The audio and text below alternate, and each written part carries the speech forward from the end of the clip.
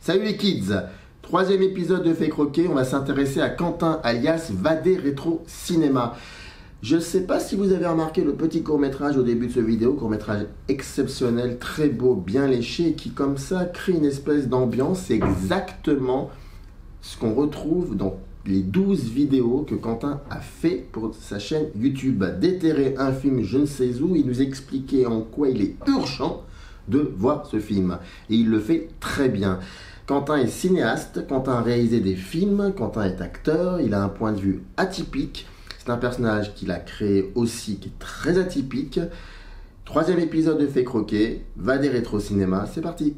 Moi, parmi les choses en fait, j'ai beaucoup d'images. Quand j'essaie de réfléchir à ça, j'ai du mal à mettre dans l'ordre quelle serait la plus lointaine. Mais j'ai plusieurs ordres d'images. Celle qui me revient le plus, c'est quand même celle du cinquième élément que j'avais vu au cinéma. Je me rappelle que ça avait été je pense que ça a été un des premiers films de ce genre-là que j'avais vu au cinéma, c'est-à-dire plus lointain encore. Je me rappelle, à part Le Bossu de Notre-Dame peut-être, je ne me rappelle pas être allé souvent au cinéma. Et je me rappelle que le cinquième élément, ça m'avait marqué. Alors il y a plein d'images qui m'ont marqué dans ce film-là, mais je me rappelle l'image du tout début, vraiment le tout début du film, où il y a cette espèce de gigantesque désert, et on voit le vaisseau extraterrestre arriver, et on voit une sorte de base arriver dans le vaisseau, et qu'on se rend compte que, en fait, quand on recule, on se rend compte que l'espèce de, je sais plus si c'est une maisonnette faite de briques, et qu'on voit en fait que le vaisseau est gigantesque en fait. Je me rappelle que c'est une image qui m'a vraiment marqué. Bah déjà parce que quand j'allais au cinéma à cet âge-là, je sais plus en quelle année c'est sorti, mais je devais avoir 6-7 ans, c'est sorti en 96, 97. À peu près, oui.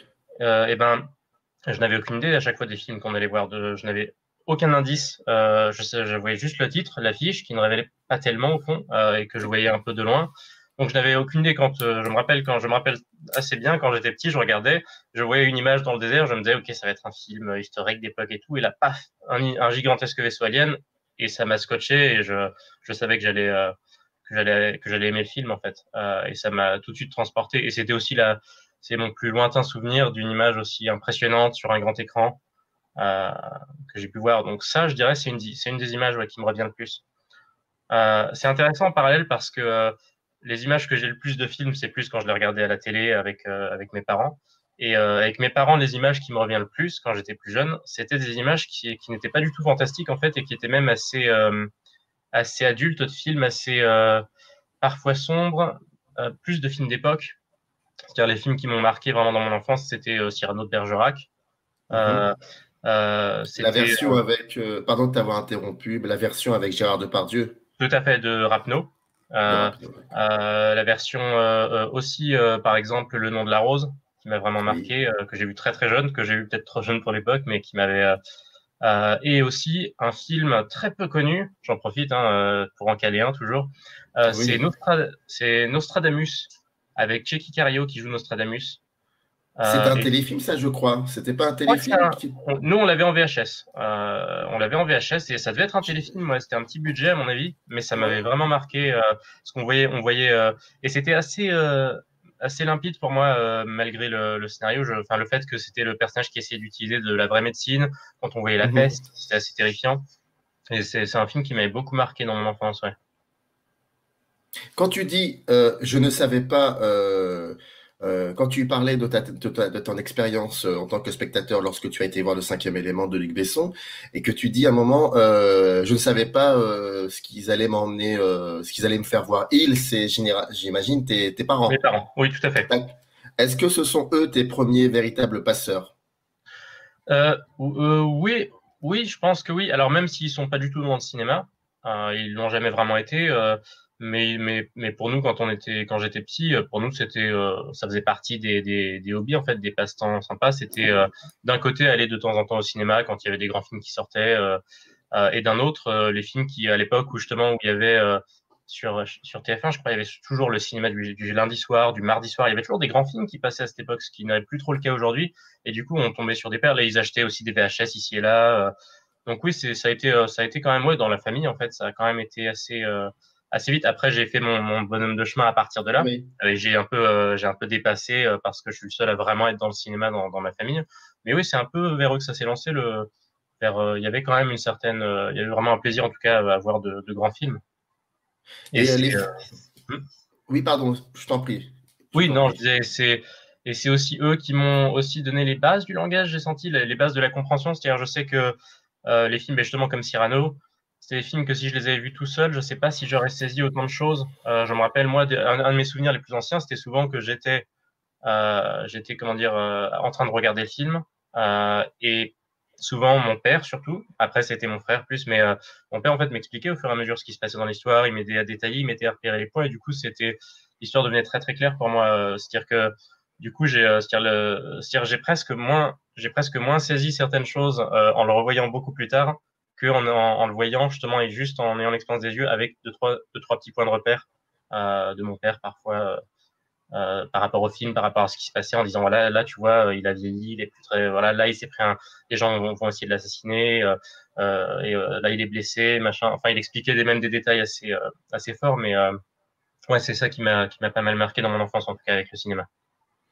À partir de quand tu commences à comment dire, te rendre compte que le cinéma, c'est peut-être aussi autre chose que qu'un simple outil de divertissement. Ça peut être aussi autre chose et que les films, comme tu dis d'ailleurs dans une de tes vidéos, sont là non pas pour expliquer, mais pour montrer.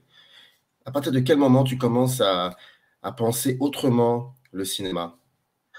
Ah bah, je suis passé par beaucoup de phases, mais en fait, une des choses qui m'a le plus marqué, qui m'a plus mis dans la réalité du cinéma, c'est quand j'ai commencé à essayer d'en faire, en fait, tout simplement. Euh, D'accord. et le simple fait d'avoir commencé à essayer d'en faire, j'ai rapidement saisi, en fait, et c'est une chose que je pense qu'on est beaucoup passé par là. Et je pense que des gens encore aujourd'hui, en fait, ne réalisent pas en fait, la difficulté qu'il peut y avoir dedans. En fait, le fait que les images ne s'assemblent pas toutes seules, le fait que enfin tous ces petits médias qui se découvrent, tout le son, la lumière, l'installation du cadre, comment créer une ambiance. Ça s'est fait, en fait, c'est rapidement en faisant mes premiers courts-métrages que vraiment j'ai vu. Bah, c'est oui, c'est le fait de pratiquer. Je trouve que ça a toujours été la meilleure leçon. Moi, j'ai toujours été très kinesthésique. Ça a toujours été vraiment avec le fait de faire les choses que j'ai pu apprendre. J'ai jamais réussi à écouter un cours jusqu'au bout ou à apprendre par cœur des choses. Moi, ça a toujours été avec les choses entre les mains. Et c'est quand j'ai commencé par moi-même avec une caméra que j'ai commencé tout de suite à voir toutes les difficultés, mais qui étaient des challenges aussi, et à voir et à me rendre compte en fait du travail que ça demande. Oui. Tu es autodidacte ou tu es passé par une école de cinéma ou une fac de cinéma? Je suis passé par alors au lycée j'ai eu une option cinéma, ce qui était une petite option, mais qui était super parce qu'il y avait quand même accès à un petit peu de matériel. C'était des caméras mini DV, mais c'était déjà super. Et le fait que c'est grâce à ça que j'ai eu aussi les bases de base de base de base du montage. C'est-à-dire, c'est vraiment, je me rappelle, on a eu un cours où ils nous ont expliqué en deux, trois choses les bases de Adobe. Et à partir de là, en fait, j'ai continué tout seul, en fait. Mais j'ai fait une fac de ciné aussi où j'ai fait une licence. mais qui pour moi était assez. Ça a plus été un milieu pour rencontrer des passionnés que les cours en eux-mêmes, même s'il y en avait des très intéressants. Moi qui n'ai jamais été scolaire, j'arrivais pas. C'est-à-dire, j'ai quand même fini l'année, mais j'avais beaucoup de mal, ouais, parce que c'était justement, ça manquait clairement de pratique et c'était très. Alors même si la théorie reste intéressante, mais ouais, mais après c'est mon expérience. Après, il y a pas si longtemps, j'ai fait une école d'acteur parce que c'était en fait à la base c'était l'actorat qui m'intéressait plus que d'autres médias. Au début, je voulais être réal, mais ensuite actorat. Ensuite, j'ai toujours touché un peu à tout. Mais je sais que l'actorat c'est une chose que j'aime. J'aime vraiment le fait d'incarner des personnages, de créer des personnages. Donc ouais. Après mais c'est ça ma plus récente expérience. C'est l'année dernière, j'ai fait une année à une école d'acteur. D'accord. Mais tu vois, tu parles de personnages, c'est très troublant et intéressant à la fois parce que lorsqu'on voit tes vidéos, je trouve, moi, qu'il y a deux personnages. Il y a un que l'on voit, donc face caméra, Ouais. propre sur lui, un tantinet un peu prétentieux, égocentrique, un humour pince sans rire. Et puis, tu en as un second qu'on ne voit pas, mais qu'on entend. Alors, lui, par contre, c'est autre chose. C'est quelqu'un de très savant, très sérieux, très concentré. Et comme si c'était la fiction contre le documentaire ou je ne sais quoi. Mais alors, première question. Alors, il y a deux questions par rapport à cet aspect-là que je Ouais. trouve vraiment saisissant. La première, c'est est-ce que pour toi, c'était fondamental de travailler tes vidéos de cette manière? Et la deuxième question, est-ce que ne crains-tu pas, parce que ne crains-tu pas que la part de ce personnage que l'on voit, comment dire, contredit la voix off très savante? Voilà, juste Mhm. prends Euh, ton temps. Bah sur le fait, je n'avais pas imaginé exactement, j'avais pas vraiment, j'avais si j'avais quand même une idée conçue de la façon dont je voulais faire mes vidéos, mais je pense, alors je sais pas si c'est pareil pour les autres youtubeurs, mais qu'une partie c'est le fait que le format de la vidéo et le type de vidéo et l'évolution de la vidéo a pris forme plus par elle-même en fait naturellement, c'est-à-dire quand j'ai fait mon premier épisode. À la base, je suis un peu parti c'est-à-dire, je n'avais pas de plan parfait en fait. Je n'avais pas encore le squelette de mes épisodes, qui c'est quand même vraiment qui se voit tout au long. J'ai quand même gardé la même structure. La première structure était un peu, elle était pas improvisée. J'avais quand même des choses dont je voulais parler, mais le fait de l'organiser, j'avais pas vraiment prévu. Je savais que je voulais faire des interventions humoristiques également face caméra, ça c'était sûr. Je voulais une mise en scène. Je voulais quelque chose vraiment avec une ambiance. Mais après, je n'avais pas, même sur la forme que tu dis, sur le côté des deux personnages, ça c'est venu vraiment de lui-même, en fait, le fait que je développe un peu plus, le fait que j'avais envie de bien exprimer, en fait, les idées de ce qui me passionne dans les films dont je parle. Et du coup, sans le vouloir, hein, j'ai parlé de façon un peu plus littéraire, en fait, un peu plus écrite.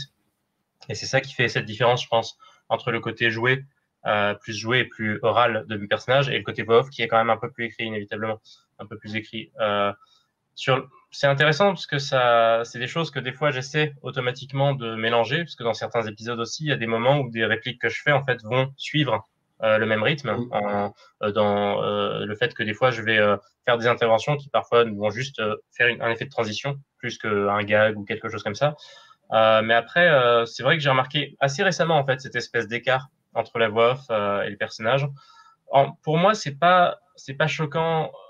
Pour moi, surtout en fait parce qu'autour de moi, j'ai vu que personne n'a été choqué, que ça venait naturellement. En fait, même les choses sur lesquelles j'ai été un peu effrayé au début, sur le format, sur certaines choses, sur de nombreux aspects dont j'étais plus pas très sûr et je me disais mince, ça va pas marché. Justement, sur les retours que j'avais autour de moi, ça ne choquait pas. C'est-à-dire que les gens acceptaient la forme en fait, quelle qu'elle soit. C'était en mode ok, c'est comme ça que la vidéo se fait, c'est comme ça qu'elle se construit et ça, ça coulait de sens pour eux en fait. Donc là-dessus, j'ai souvent quand j'essaie des choses nouvelles, j'ai plus des appréhensions un peu en me disant j'espère que ça va pas passer, j'espère que ça va pas détourner l'attention du spectateur. Mais je vois que généralement, justement, c'est ça qui est assez agréable, c'est que les gens vont ou pas suivre le flow. Mais en tout cas, ceux qui le suivent ne vont pas avoir de problème avec ça. Et puis c'est très drôle, surtout. C'est Ah, euh, merci. c'est assez drôle. Mais j'ai l'impression que pour le fait d'utiliser cet aspect de la mise en scène, parce qu'il y a quand même une sacrée mise en scène dans tes vidéos, Mhm. euh, mise en scène, j'entends pas par là mise en scène, à savoir la direction d'acteur, ou ça peut être aussi la direction artistique, c'est la voix, c'est le texte, c'est tout cela. J'ai l'impression que c'est ce qui te permet davantage de prendre beaucoup de distance aussi avec le film que tu vas développer, que tu vas parler, que tu vas disséquer. J'ai l'impression que cette possibilité-là te donne enfin, ça te donne la possibilité, pardon, d'avoir une sacrée distance, un sacré recul. Et en fait, c'est comme si tu étais une espèce d'intellectuel qui ne se prend pas au sérieux, dans le sens où je vais livrer une part d'intellect, donc un moment de partager comment j'ai ressenti ce film et comment je le vois, et surtout comment ce film me regarde aussi. Et à partir mais je vais le faire à ma manière en utilisant une autre façon de mise en scène. Et je trouve que c'est une distance que tu installes et qui donne et qui intéresse d'ailleurs, qui intrigue beaucoup. Une distance vis-à-vis du film ou de moi-même? Une distance vis-à-vis de toi-même par rapport au film, parce qu'il y a des, Ouais. comment dire. Et tu imagines bien que dans l'univers extraordinaire et torturé des youtubeurs et youtubeuses, il y a enfin, il y a beaucoup de manières. Les manières sont différentes pour pouvoir Ouais. parler d'un film. Et, et je trouve que certains et certaines ne prennent pas suffisamment cette distance. Donc, ça peut donner un côté un peu intriguant. Et d'autres en cette distanciation avec le film, entre eux et le film. Et ça permet en même temps de faire en sorte que tout le monde peut être sensible à cela. Parce que toi, les films que tu traites dans tes vidéos sont liés à un genre bien spécifique et qui peut dérouter certains, qui peut même ne pas intéresser. Mais cette distance permet au contraire d'universaliser la chose, de la rendre beaucoup plus démocratique.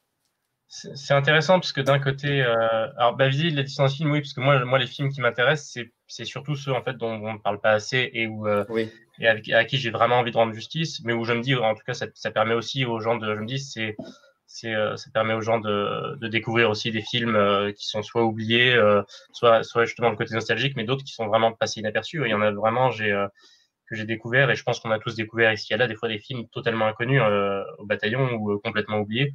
Mais sur la question de la distance, c'est intéressant parce que je pense que c'est plus une question de mise en scène.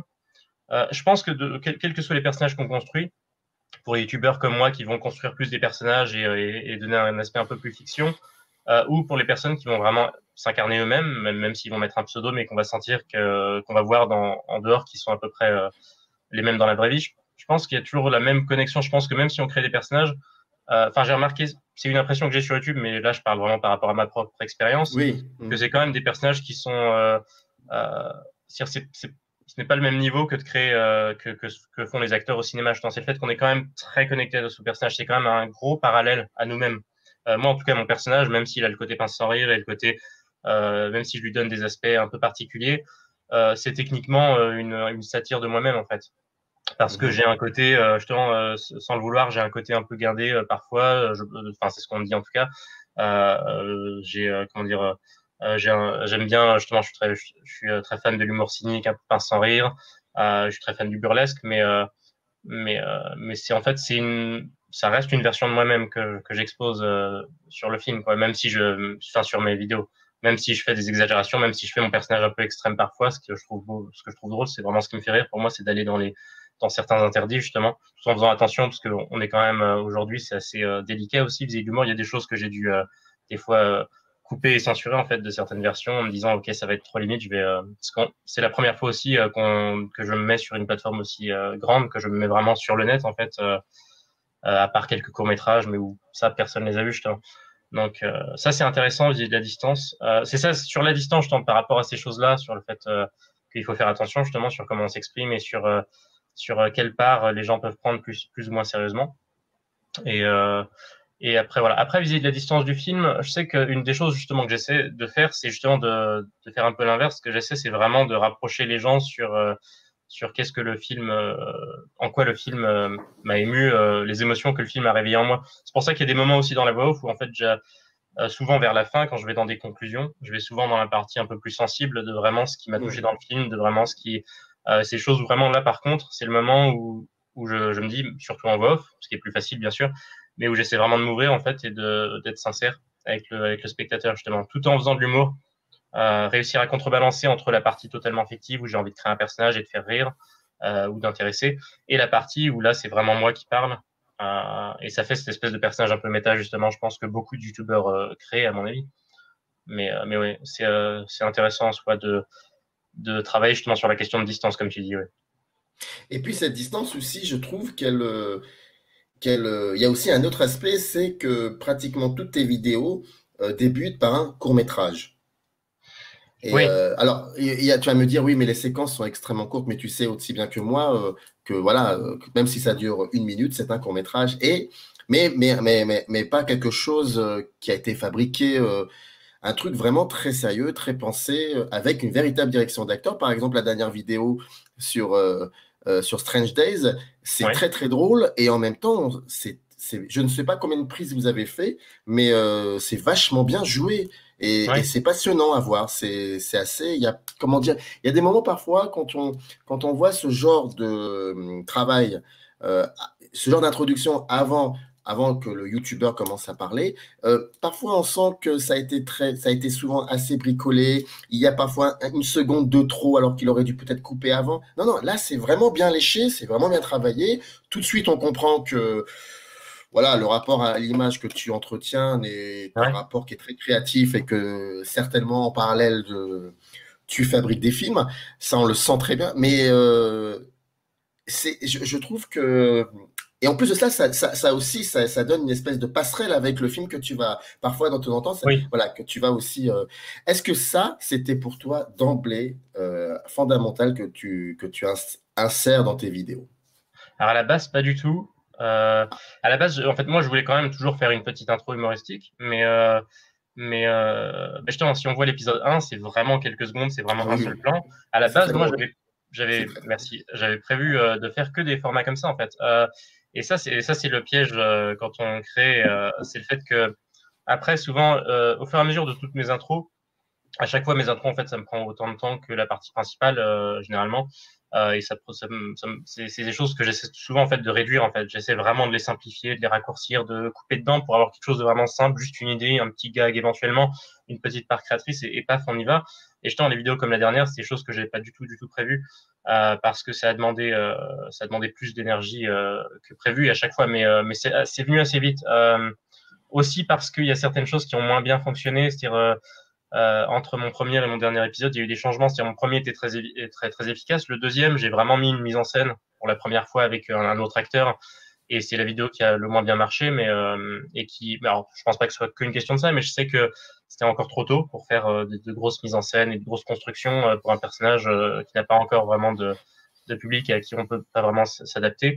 Donc il y a eu et donc j'ai toujours essayé après de vraiment faire des versions très raccourcies de mes intros, de faire vraiment juste une petite idée et elles finissent toujours quand même par dire même 1 minute. Pour moi, ça reste long en fait. Ça fait quand même une intro Mhm. à conséquence. Après c'est aussi ce qui fait que ça s'est développé, c'est justement parce que je sentais qu'à chaque fois que j'essayais d'écrire des intros comme ça, au bout d'un moment, j'avais quand même envie de garder le principe de l'intro et de la petite conclusion aussi derrière, post-générique. Mais à chaque fois, j'essayais de me limiter. Et souvent, les gens qui travaillaient autour de moi me disaient, ne te limite pas en fait. Parce qu'en fait, j'essayais souvent de faire par rapport aux moyens que j'avais, par rapport au temps que j'avais, par rapport au temps des personnes qui m'aident, et de me dire, ok, je n'ai pas envie de me lancer dans une semaine de tournage ou des choses de malade juste pour une intro. J'ai envie de faire quelque chose de simple, efficace, qui n'a pas demandé d'énergie, qui n'a pas demandé trop de temps à ceux à qui j'en demande. Et ce qui était bien, c'est que les gens autour, ils partageaient cette passion, ils étaient intéressés par ce que je proposais. C'est presque la partie qu'ils préfèrent faire avec moi parce que c'est beaucoup plus intéressant.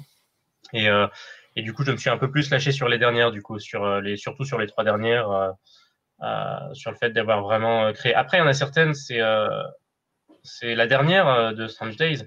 On a galéré parce que j'étais pas du tout sûr du résultat en fait. On a été parce que c'est toujours une grosse prise de risque. C'est ça qui est le plus effrayant vis des intros, c'est toujours des grosses prises de risque parce qu'à chaque fois c'est des mises en scène différentes, des ambiances différentes.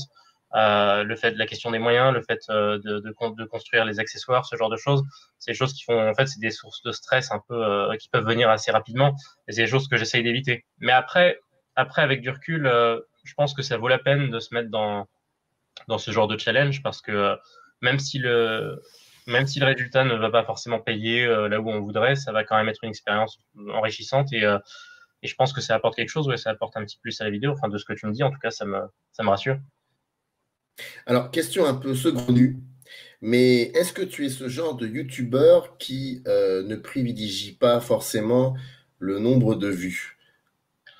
Oui. Alors ça, c'est Parce le, que, alors ouais, pourquoi? Pardon, alors, je suis désolé, je t'interromps, mais c'est de ouais, ma faute parce que j'aurais dû continuer dans ma question. En fait, pourquoi? Parce que tu publies une vidéo par mois, si je me trompe ouais, pas. Ouais, on essaie Ça, de tenir. déjà, Ouais. c'est assez énorme. Et non pas que je suis outré ou choqué ou quoi que ce soit, mais je trouve ça assez intéressant.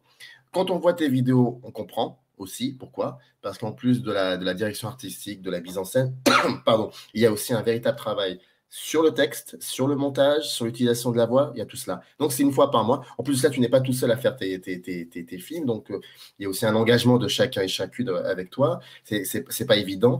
Donc, une fois par mois. Et tu as commencé, je crois, fin 2019, je pense, si Non, je me en trompe fait, pas. mon premier post, c'était mon teaser et c'était janvier, en fait. Donc, voilà, J'ai vraiment commencé en janvier. C'est vraiment commencé en en, 2020. en janvier. Et, Mm. euh, et comme tu le sais, cette conversation que nous avons fait partie d'une émission qui s'appelle Fait Croquer, dans Ouais. l'idée de discuter pas forcément qu'avec des youtubeurs ou des youtubeurs, mais aussi avec des revues en ligne de cinéma, comme Cinématrack par exemple, ou Chronic Art, des choses comme ça. Enfin, Mhm. Critic Art, parce que Chronic Art n'existe pratiquement n'existe plus, je pense. Et donc, par rapport au monde de YouTube, il est vrai que beaucoup d'entre eux sont extrêmement, enfin, leur création est axée autour du nombre de vues, ce qui donne parfois donc souvent une vidéo par jour. Oui. Et quand je vois, et oui, oui, mais c'est assez incroyable. Ouais. Pourquoi pas? C'est assez incroyable. Et quand je vois toi ce que tu fais, je me pose la question, est-ce que c'est quelque chose qui forcément arrive en deuxième ou troisième position, quoi? D'où la question, est-ce que tu es un youtubeur qui est très sensible à cet aspect-là? Bah, ça, c'est chiant. C'est ça le côté un peu traître de YouTube, c'est que ça va être, enfin, c'est ma théorie, mais pour moi, en tout cas, c'est un peu inévitable que on regarde quand même le nombre de vues, on est quand même accroché à ça, alors qu'à la base, c'était pas, à la base, moi, je me suis lancé surtout parce que j'avais envie de créer et j'avais envie de créer quelque chose que je puisse faire partager. J'avais envie de créer des vidéos donc à la base, le fait que je me suis lancé sur YouTube, c'était pas dans un objectif de faire énormément de vues. Enfin, après, si ça marchait, tant mieux. Mais pour moi, c'était vraiment surtout de créer et de faire, en fait, et de me mettre plus en action du fait que j'ai plus de difficultés, que ça, c'est le genre de choses que je pouvais faire. Et en parallèle, justement, de me mettre en action et d'avoir moyen de partager ça rapidement. Contrairement à un court-métrage qui va mettre des fois énormément de temps à faire. Et ce qui va être difficile, c'est aussi de le montrer, en fait.